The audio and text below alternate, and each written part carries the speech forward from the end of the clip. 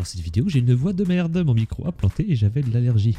Merci. Qu'est-ce qui se passerait si on ouvrait tous nos frigos en même temps? Ce serait une sacrée merde, Bobby. Avant de répondre à cette question, il va d'abord falloir comprendre l'impact qu'a un frigo sur Terre. Et surtout la question à résoudre, est-ce qu'un frigo refroidit vraiment une pièce? Ah ça y est, c'est reparti, il va encore nous faire une vidéo de 15 minutes. Putain mais viens-en, fais bordel! Alors déjà, un frigo ne crée pas du froid.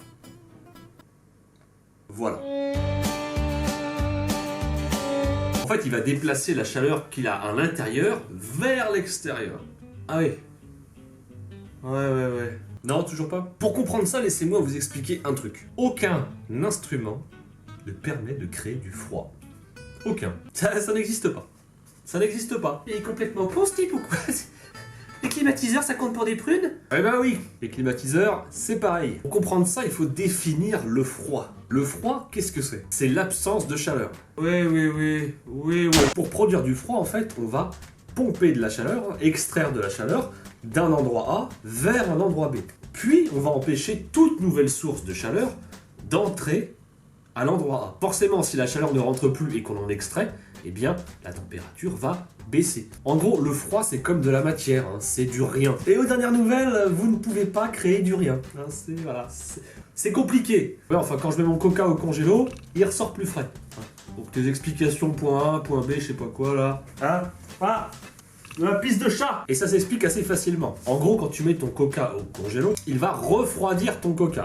Ok. Et pour faire ça, il va devoir extraire de l'énergie thermique du réfrigérateur. Cette énergie, cette chaleur si tu préfères, pour que ton coca il se refroidisse, eh bien elle doit aller ailleurs. Il doit l'expulser. Et là vous vous dites, mais où est-ce qu'elle va, bordel? Vous savez les serpentins à l'arrière du frigo, hein, vous vous étiez toujours demandé à quoi ça servait. Bingo! Ça sert à ça. En gros, quand votre frigo ou votre congélo va devoir refroidir, eh bien il va extraire la chaleur et il va la rediriger vers ces serpentins. Sauf que pour faire tout ça, eh bien ça demande de l'énergie.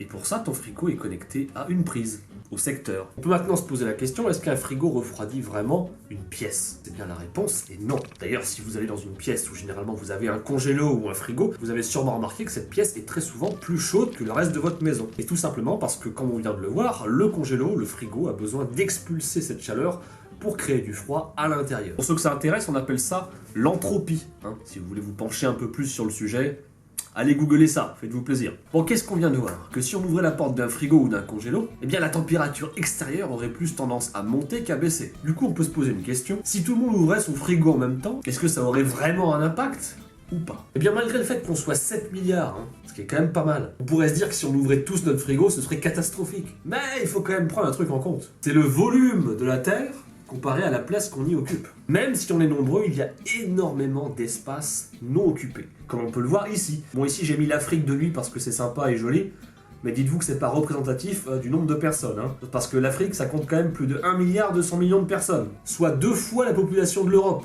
Ah, il y a un petit peu de monde quand même. Tiens, d'ailleurs, rien à voir, mais vous savez qu'en Antarctique, eh ben ils sont 1500.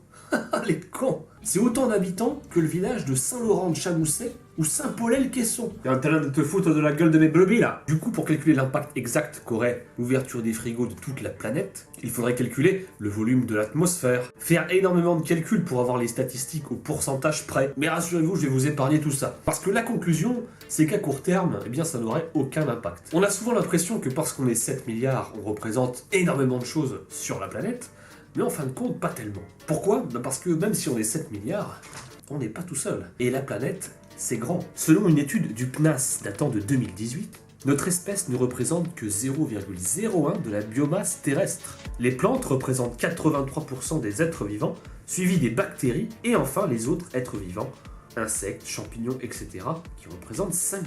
Vous vous rendez compte, ça veut dire qu'on est moins présent sur Terre que les champignons. Enfin, sauf pour certains qui en ont sur les pieds, mais après ça c'est une autre histoire. Alors si on représente 0,01% de la biomasse terrestre, on est pourtant responsable de la disparition de 83% des mammifères sauvages et de 50% des plantes. En 40 ans, 50% des espèces animales ont disparu. 83% des mammifères terrestres, 80% des mammifères marins, et 15% des poissons. Alors la prochaine fois que vous avez un petit coup de chaud, demandez-vous comment vous pourriez aider un peu plus les autres êtres vivants avant d'allumer directement votre clim. Parce que l'urgence, c'est pas vous, c'est eux.